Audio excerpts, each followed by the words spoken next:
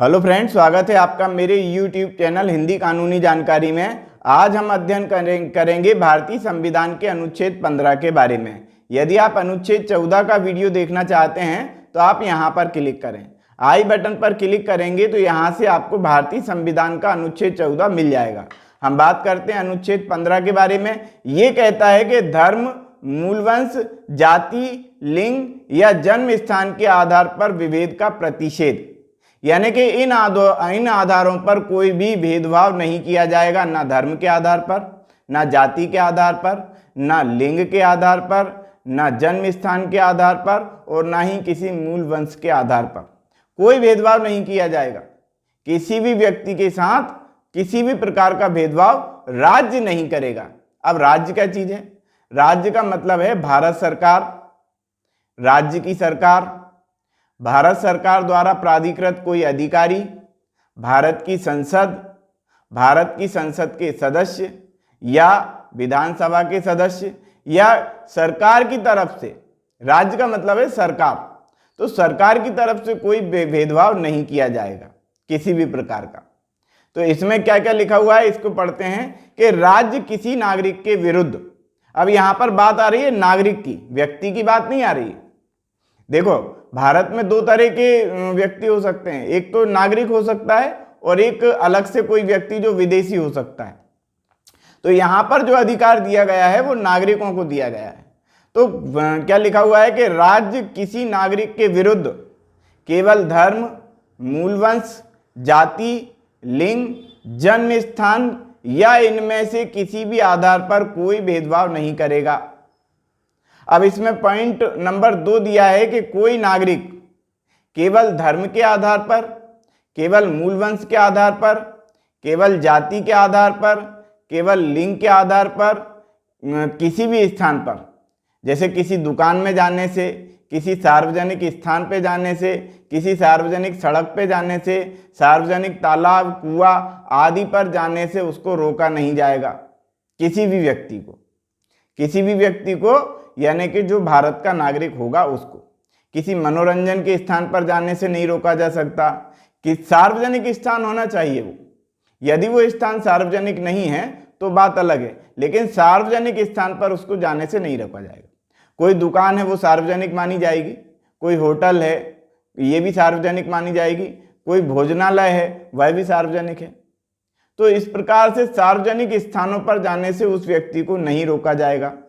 Point number ख कहता है कि पूर्णतः या भागतः, या पूर्णतः या भागतः राज्य निधि से पोषित या साधारण जनता के प्रयोग के लिए समर्पित कुओं, तालाबों, स्नान घाटों, सड़कों और सार्वजनिक समागम के स्थानों का उपयोग करने से किसी भी व्यक्ति को नहीं रोका जाएगा। राज्य निधि से पोषित का मतलब क्या हुआ?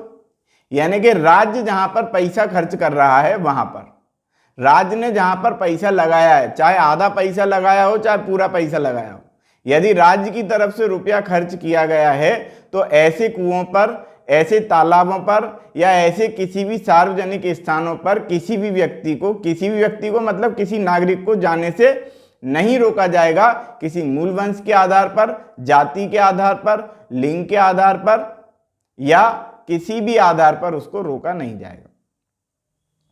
क्या लिखा हुआ है पॉइंट नंबर 3? इस अनुच्छेद की कोई बात राज्य को स्त्रियों और बालकों के लिए कोई विशेष उपबंध करने से निवारित नहीं करेगी। यानी कि राज्य महिलाओं के संबंध में और बालकों के संबंध में कोई उपबंध बना सकता है, कोई नियम बना सकता है, कोई कानून बना सकता है।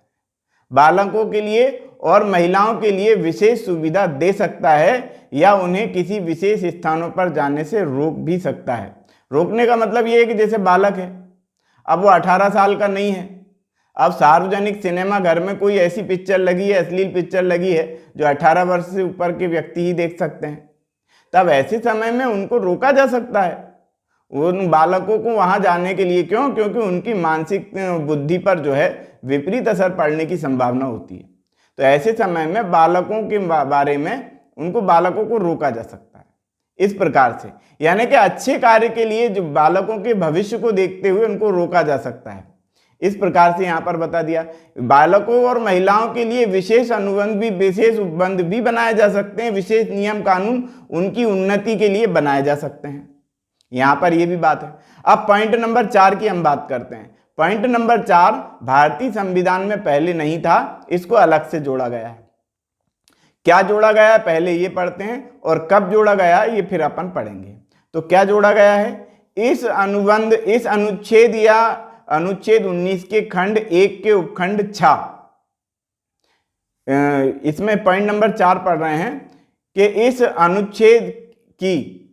अनुच्छेद की मतलब अनुच्छेद 15 की, या अनुच्छेद 29 के खंड 2 की। अब 29 का खंड 2 क्या कहता है, 29 का खंड 2 ये कहता है कि राज्य द्वारा पोषित या राज्य निधि से सहायता प्राप्त कोई स्कूल, कोई शिक्षा संस्था में प्रवेश के लिए किसी भी व्यक्ति को मूलवंश, जाति या जन्म स्थान के आधार पर या धर्म के आधार पर उसको रोका नहीं जाएगा।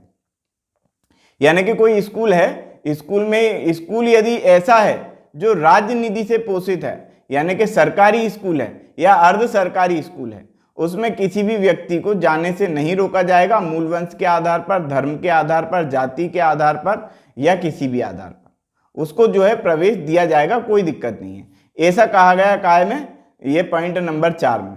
ये कब जोड़ा गया, ये जोड़ा गया है संविधान के संशोधन में। पहला संशोधन हुआ था, पहला संशोधन 1951 में ये हुआ था। धारा 2 में इसको जोड़ा गया, धारा 2 द्वारा इसको जोड़ा गया है। तो इसमें ये कहा गया क्या कि कोई भी बात सामाजिक शैक्षिक दृष्टि से पिछड़े नागरिकों को या किन्हीं वर्गों के विशेष उन्नति के लिए, अनुसूचित जातियों के लिए, अनुसूचित जनजातियों के लिए कोई विशेष उपबंध करने से निवारित नहीं करेगी।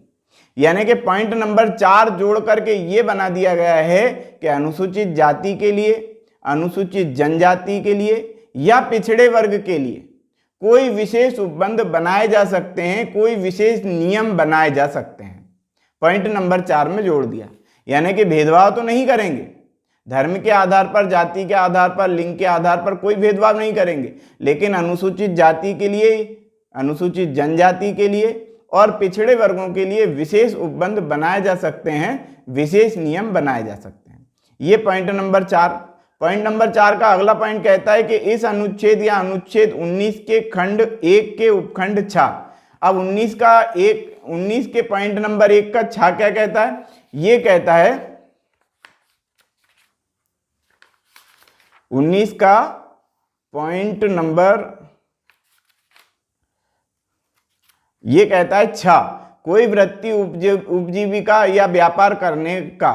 यानी कि कोई भी व्यक्ति किसी भी प्रकार का व्यापार कर सकता है, किसी भी प्रकार की उपजीविका चला सकता है, किसी भी प्रकार का धंधा करने के लिए उसको स्वतंत्र है। ऐसा नहीं है कि यदि कोई जिस जाति का, जैसे दर्जी है तो वो जो है सिलाई का ही काम करेगा, चमार है तो चमड़े का ही काम करेगा, ऐसा कोई आवश्यक नहीं है।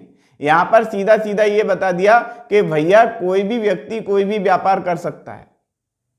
ऐसा है कि किसी भी व्यक्ति को कोई भी व्यापार करने का अधिकार है। छोटी जाति का व्यक्ति कोई ऊंचा व्यापार कर सकता है, ऊंची जाति का व्यक्ति कोई छोटा व्यापार कर सकता है, उसमें कोई दिक्कत यहाँ पर नहीं बताई गई। तो सीधा सीधा यहाँ पर यह बता दिया गया कि 19 के खंड 1 के उपखंड ख की कोई बात राज्य को सामाजिक और शैक्षिक दृष्टि से पिछड़े हुए नागरिकों के किन्हीं वर्गों की उन्नति के लिए, अनुसूचित जातियों के लिए या अनुसूचित जनजातियों के लिए विधि द्वारा यानी कि कानून के द्वारा कोई विशेष उपबंध करने से निवारित नहीं करेगी। यानी कि अनुसूचित जातियों के लिए, अनुसूचित जनजातियों के लिए, पिछड़े वर्गों के लिए कोई विशेष धंधा या कोई विशेष व्यापार करने के लिए उनको ये नहीं कहा जाएगा कि तुम यही वाला व्यापार करोगे।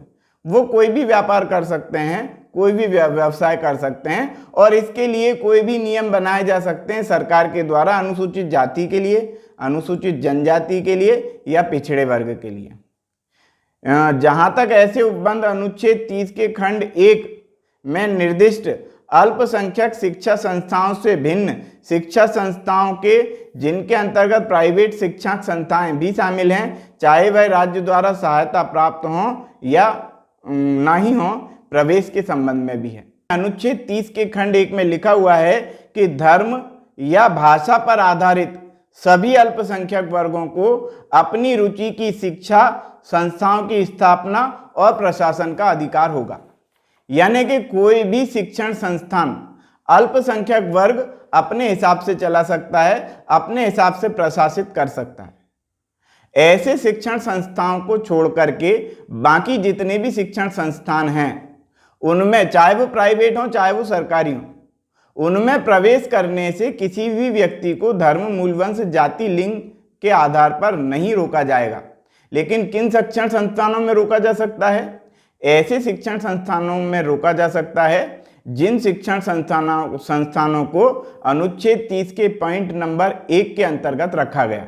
किन को रखा गया है? ऐसे शिक्षण संस्थानों को रखा गया है जो अल्पसंख्यक वर्गों के द्वारा स्थापित किए गए हों या अल्पसंख्यक वर्गों के द्वारा प्रशासित किए जाते हों, यानी उनके द्वारा चलाए जाते हों। ऐसे शिक्षण संस्थान को छोड़ करके बाकी शिक्षण संस्थानों में जो है किसी भी व्यक्ति को धर्म, मूल, वंश, जाति, लिंग के आधार पर या जन्म स्थान के आधार पर जाने से नहीं रोका जाएगा, चाहे वे सरकारी हो चाहे वो प्राइवेट हो। अब अल्पसंख्यक शिक्षण संस्थान में जो है क्यों रोका जा सकता है? अल्पसंख्यक शिक्षण संस्थान अपने अल्पसंख्यक समाज की उन्नति के लिए विशेष शिक्षण व्यवस्थाएं कर सकते हैं। जैसे मुस्लिम धर्म के लोग मदरसा चला सकते हैं और मदरसों में किसी अन्य व्यक्ति को जाने से रोका जा सकता है। धर्म के आधार पर, मूल वंश के आधार पर, जाति के आधार पर उनको रोका जा सकता है। इसी प्रकार से और भी कोई अल्पसंख्यक, जरूरी नहीं है कि मुस्लिम अल्पसंख्यक व्यक्ति मदरसा चलाते हैं। अल्पसंख्यक व्यक्ति सिर्फ मुस्लिम ही नहीं होते, बाकी भी होते हैं। तो बाकी में कौन कौन होते हैं? जैसे जैन समुदाय को भी अल्पसंख्यक का दर्जा दिया गया है, सिख समुदाय को भी अल्पसंख्यक का दर्जा दिया गया है। इस प्रकार से जो भी ईसाई धर्म के लोग हैं उनको जो है अल्पसंख्यक का दर्जा प्राप्त है। तो कोई भी अल्पसंख्यक वर्ग अपना स्कूल चलाते हैं, अपना शिक्षण संस्थान चलाते हैं, उनको प्रशासित करते हैं, यानी कि किसी भी प्रकार का जो है व्यवहार उनके द्वारा किया जाता है, स्थापना यदि उनके द्वारा की गई है तो वे अपने शिक्षण संस्थानों को चला सकते हैं और उनमें जाति, धर्म के आधार पर किसी व्यक्ति को प्रवेश से वंचित किया जा सकता है। लेकिन ये वाला पॉइंट छोड़ दें, यानी कि पॉइंट 30 का खंड 1 छोड़ दें तो बाकी शिक्षण संस्थानों में प्राइवेट हो चाहे सरकारी हो प्रवेश से वंचित नहीं किया जाएगा। ये कहता है अनुच्छेद 15। तो आज हमने अध्ययन किया अनुच्छेद 15 के बारे में। यदि आप अनुच्छेद 16 का अध्ययन करना चाहते हैं तो आप यहाँ पर क्लिक करें, आई बटन पर क्लिक करेंगे तो यहाँ से आपको अनुच्छेद 16 मिल जाएगा। तो आज की वीडियो में इतना ही। वीडियो यदि आपको पसंद आया हो तो वीडियो को लाइक करें, शेयर करें, कमेंट्स करें और यदि आपने हमारे चैनल को अभी तक सब्सक्राइब नहीं किया है तो चैनल को सब्सक्राइब कर लें, बेल आइकॉन प्रेस कर दें ताकि अगली वीडियो का नोटिफिकेशन आपको मिल सके। ये वीडियो देखने के लिए बहुत बहुत धन्यवाद।